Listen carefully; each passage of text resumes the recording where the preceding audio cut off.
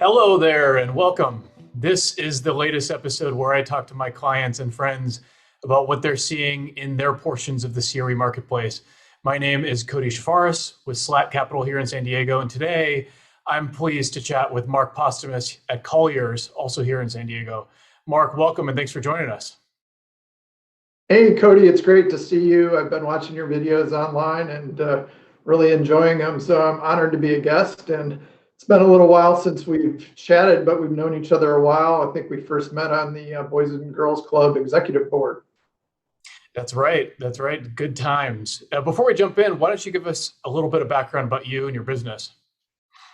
Sure, happy to. I moved out to California about 17 years ago now. It sure flies by, but I've been in the commercial real estate industry for about 20 years. Uh, Most recently, I founded the Postumus team here at Colliers International. We focus on office and industrial product type and primarily sales, private client investment sales and owner-occupied user sales. Excellent. Yep. Thanks for that, Mark. As you mentioned, we both know each other, both in business and through some of the volunteer opportunities, of which I know you've been doing for years and years. And most recently, I started following you on LinkedIn and some of the other social media platforms. And I've noticed a really excellent presence there that shows all sides of you. And your videos, in part, inspired this video series I started here.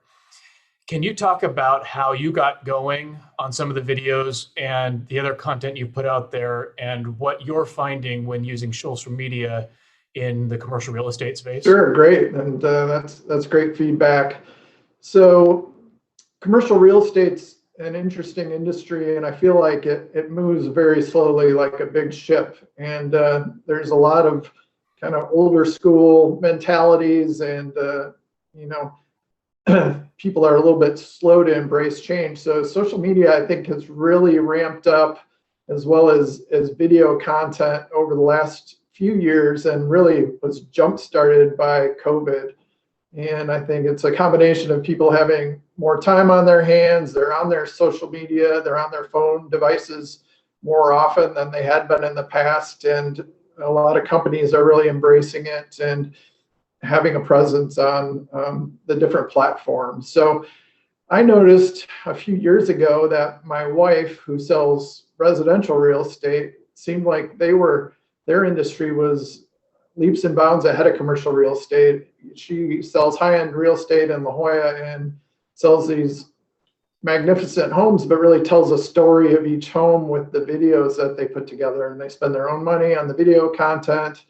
And commercial real estate was so far behind that we would just, take a picture of the building, throw a floor plan, a couple of pages in a brochure, and sell a $10 million building, which didn't make a whole lot of sense to me. So I really started to look hard at video content, and it really plays in well to my space in selling buildings and owner-occupied buildings, because we have the marketing budgets to really dive in and tell the story for the property. So that tied in with the amount of time people are spending on social media. We found that the engagement that we receive from videos, rather than just posting a picture or one of our flyers on LinkedIn or Instagram, the engagements double or triple what it would be for just putting a still picture out there. So we think that trend's going to continue and be a more important part of commercial real estate.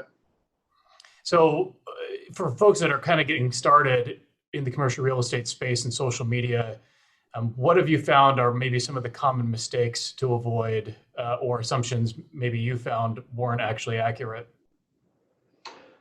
Yeah, I would say, people assume, number one, that our clients are older and they may not have a presence on social media. And I think that dynamic's changing, as well as the return on your investment for your time in social media can be very high, as long as you don't get sucked down the rabbit hole. So my personal philosophy is to get in and get out a couple times a week on LinkedIn and Instagram, my two favorite platforms.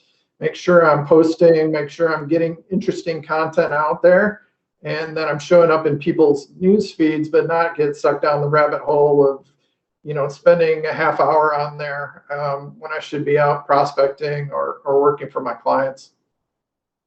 Yeah, just like any other form of marketing in our business, I would imagine. I mean, if you spend all your time doing only one thing, you're not developing business properly. And by the same token, if you're not out there doing it, you're also not delivering business properly.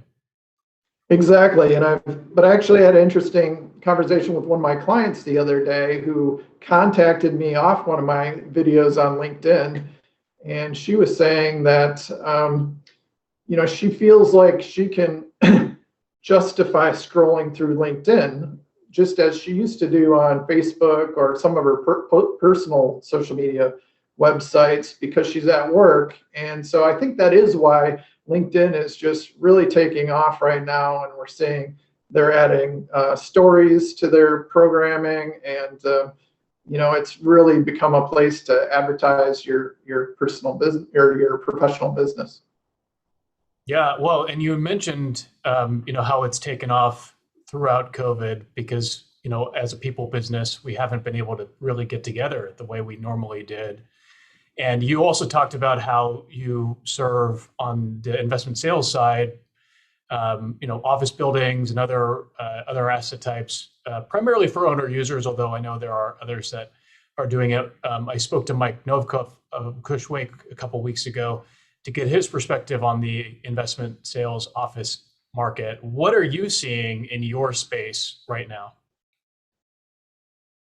Yeah, so on the office side of things, I think there's a ton of opportunity right now. As you can attest, we're dealing with historic low interest rates. There's amazing SBA financing, the ability to do that out there. And so we're also seeing some opportunities in the market because people aren't quite sure what's going on with office right now. So we're seeing some more motivated sellers. We've been in this long enough that people aren't renewing their leases. So there's product available to purchase. So it's really the perfect storm for office. Super low interest rates, prices are coming down. So if you're a buyer in the market, there's some great opportunities. On the industrial side, it's a lot harder to find that product type. The industrial market is incredibly tight. But if you're a seller right now, there's opportunities to create a competitive bid situation and maximize the value of your real estate and sell it right now. Well, Mark, speaking of social media, our time is short. So if folks want to get in and dig with you a little more on office, industrial, owner-occupied real estate, or even how you augmented your business with social media, how can they best get in touch with you?